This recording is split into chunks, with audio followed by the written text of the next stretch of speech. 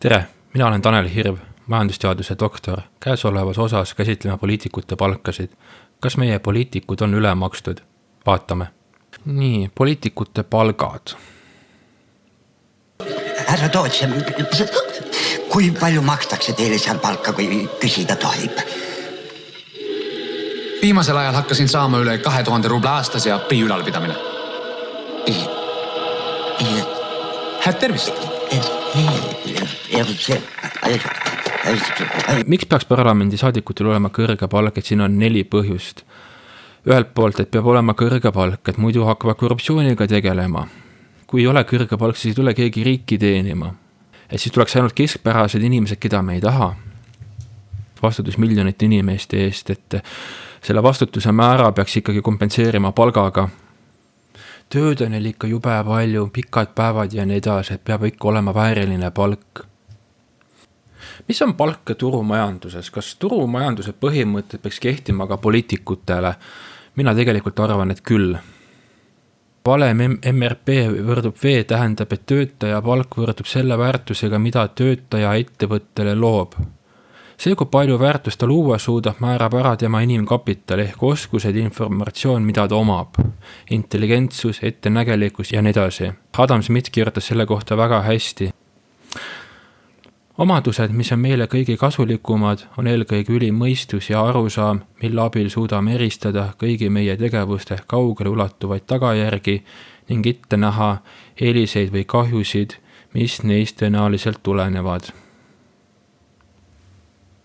Ühesõnaga, poliitikud peaksid olema väga hea peaga, ettenägelikud ning kaalutlevad.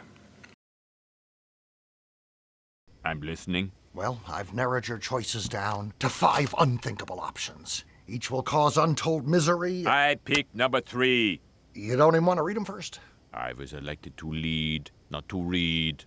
Number 3. See, mida Smith rääkis 1776, haakub väga hästi sellega, mida psühholoogid on leidnud viimase 20 aasta jooksul. See teooria on just oluline poliitilises kontekstis, et see viitab sellele, et need, kellel on ülimad kognitiivsed võimed, mängivad võtmerolli rahva majandusliku, poliitilise ja sotsiaalse arengusuuna kujundamisel. Et siin on intelligentsuse normaaljaotus. Y-teljel on sagedus, X-teljel on intelligentsus. Hästi rumalaid inimesi või pikkade juhtmetega inimesi on vähe. Enamik inimesi on keskmise intelligentsusega ja hästi hea peaga inimesi on hästi vähe. Et täiesti meritokraatlikus ühiskonnas peaksid poliitikud olema siin. Kas nad on ka seal? See on omaette teema. American Samoa, for Christ's sake? What a joke. I worked my ass off to get where I am. And you take these shortcuts and you think suddenly you're my peer? You do what I do because you're funny and you can make people laugh. I committed my life to this. You don't slide into it like a cheap pair of slippers and then reap all the rewards.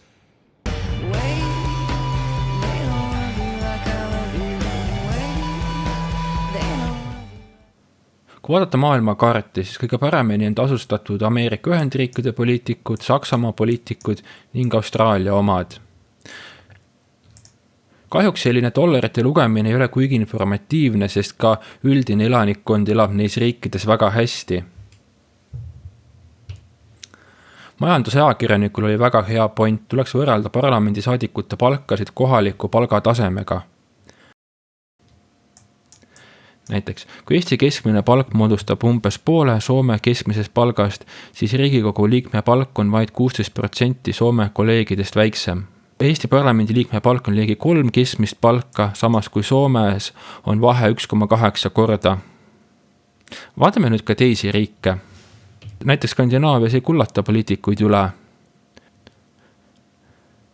Näiteks Norra 1,6, Rootsi 1,7, Soome 1,7, 1,8, midagi taolist ja Taani 1,6, et siin võib pisikene ümardamisviga ka kusagilt sisse tulla. Nii anglosaksid, eestlased teevad ka anglosaksidele silmad ette, et Austraalias saavad parlamendisaadikud 2,3, Iirimaal 2,0, Kanadas 2,4. Ka Lääne-Euroopaga võrreldes teeme väga korraliku tulemuse. Itaaliaga on ometi lugu, et lisaks sellele, et seal on väga kõrge palk, on seal ka väga kõrged kuluhüvitised. Italian politics. There. The true mafia. Hispaania on Lääne-Euroopas oma ette nähtus. Nad kannatavad vist Põhjamaade sündroomi all, et seal ka ei kullata poliitikuid üle, et ma ei oskagi seletada, miks Hispaanias see number nii väikene on, et kellelegi on ideid võib alla kirjutada. Okei, jah, Ladina-Ameerika, see teeb isegi meile silmad ette, et Argentiina ligikaudu 4 keskmist palka, Brasiilia, Kolumbia 10-11, Peruu 9. Päris karm tegelikult, seal saab parlamendisaadik endale põhimõtteliselt teenijate armeed lubada, nagu mõnes telenovellas.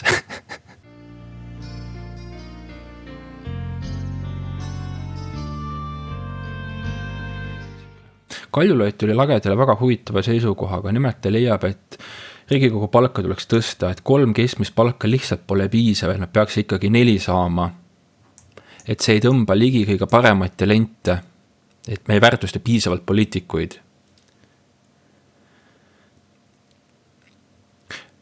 Siinkohal ma tahaks teile näidata tavakodanikust naisterahva sõnavõttu. Tavakodanik on palju ratsionaalsem antud küsimuses.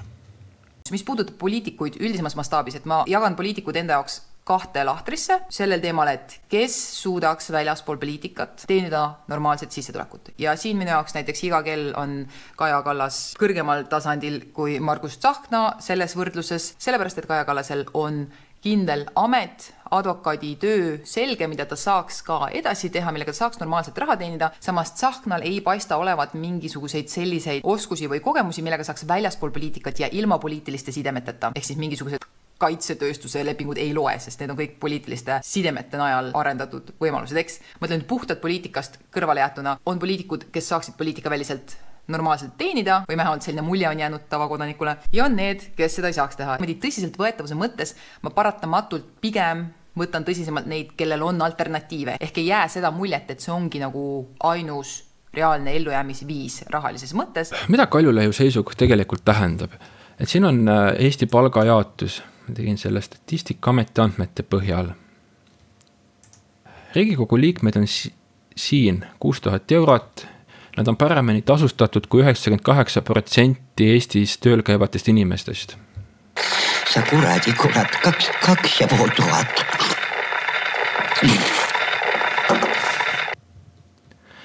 Et 6000 pole piisav, et nad peaksid olema siin siis, et 4 keskmist palka 8000. Et peaksid olema paremini tasustatud kui 99% tööl käivatest inimestest. No jah. Vaatame, kes peaks loogiliselt võttes olema Riigikogus. Õppejõud, arstid, juristid. Siin on Tartu Ülikooli töötajate keskmised palgad. Professorid saavad 4700, kaasprofessorid 3300, lektorid ja teadurid 2600. Advokaadid ja arstid. Advokaadi keskmine brutopalk on 3890 eurot. Ainult 10% advokaadidest teenib rohkem kui 5300. Arstid teenivad samuti keskmiselt 3890 ning ainult 10% arstidest teenib rohkem kui 5800. Okei, kuluhüvitised. Pii ülalpidamine. Kes laseb taksosõidu kinni maksta? Kes sööb oma sõnu ning laseb autoliisingu kinni maksta kuluhüvitistest? Kes laseb üürikorteri kulud kinni maksta, kuigi samal ajal omab Tallinnas kortereid? Kes kulutab iga viimsegi sendi kuluhüvitistest ära? Vaatame seda suhtumist detailsemalt ministrite näol. Kui riigikogulaste kuluhüvitised on vähemalt ajakirjanduse nõudmise peale läbipaistvad ja uuritavad, siis ministrite omad ei ole. Nende pea 1500 eurone palgalisa on mõeldud esinduskuludeks, aga aruannet nad esitama ei pea. Kas nad ise toetaksid ideed, et neist võiks teha aruannet? Ma võin lihtsalt öelda, mina tänase süsteemi muutmise innukas eestvedaja küll ei ole. Kuulge, selles mõttes, et inimene peab suutma riiki esindada. Ei saa tulla päris stressipükstes tööle. Nii et teie esinduskulud kuluvad riietele pigem. Oh, I smell many many women happily shopping. I feel somewhat drawn to this place. Would there be enough in your budget for me to do a little shopping?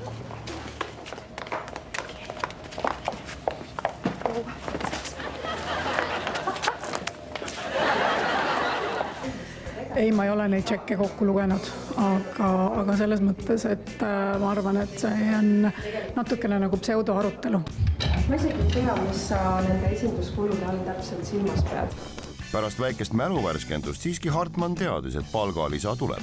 Ta tunnistas, et välimuse peale kulub väga palju raha. Ja, aga kas te tõesti tahate, et me võtaksime tööle kellegi ametniku, kes hakkab üle lugema ministrite, ülikondade, valgete särkide ja kleitide arveid või? Right, yeah, money, send more money. I've never seen shopping like it. What? I don't know, just sell something. God's sake. Kas te arvate, et see on mõistlik? Küsin vastu, kas sellise ametnike tööle võtmine igasse ministeeriumisse on mõistlik tegevus? Miks iga ministri esinduskulude arvestamiseks on igasse ministeeriumisse vaja inimene palgata, ärritunud Kristina Kallas ei seletanud. Kõik inimesed, kes on kunagi pidanud vähemalt kuluaruande esitama, teavad, et 10 tšeki esitamiseks pole eraldi inimest küll tarbis. 15 minutiga saab sellega hakkama igaüks. Kui palju neid arveid on? See poliitikud teevad pegipandit või nagu ehtne soppamishullus? Kas 253 311 eurot aastas täiesti läbinähtamatuid kulusid on väärt, et maksumaksjal oleks selle üle kontroll? Või on see lugupeetud ministrite aja raiskamine? Siinkohal on paslik meelde tuletada Rootsi tipp-poliitik Mona Sahlini, kes ostis ministri krediitkaardiga sukkpükse ja Toblerone šokolaadi. 5 aastat hiljem tuli asi välja. Sahlin sai sule sappa ja kaotas sellega võimaluse saada Rootsi peaministriks.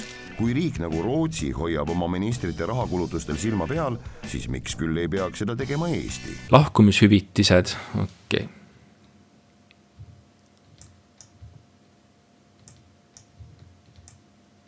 Riigikogu liikme staatuse seadus näeb ette, et kui Riigikogu liikme volitused lõppevad, makstakse talle ühekordset hüvitist, mille suurus sõltub Riigikogu liikmeks oldud ajast. Kui ta oli Riigikogu liige vähemalt 1 aasta ega jätka tööd Riigikogu uues koosseisus, saab ta hüvitisena 6 kuu ametipalga.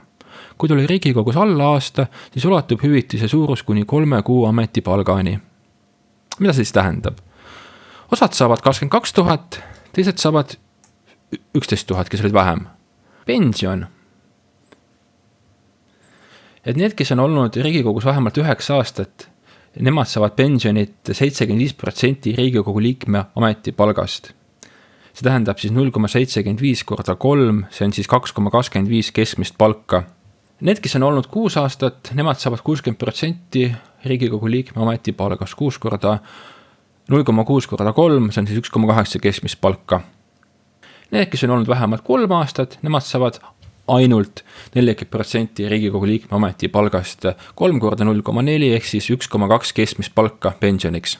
Jooksevad Riigikogust läbi ja korralik pension on garanteeritud 3 aastat. Enne kui me jõuan täitsa lõppu viimase punkti juurde, te peate panema like, follow, subscribe, share ja mida iganes, mis mul meelest ära läks, no tegelikult ka. Ning kas meie poliitikud on üle makstud?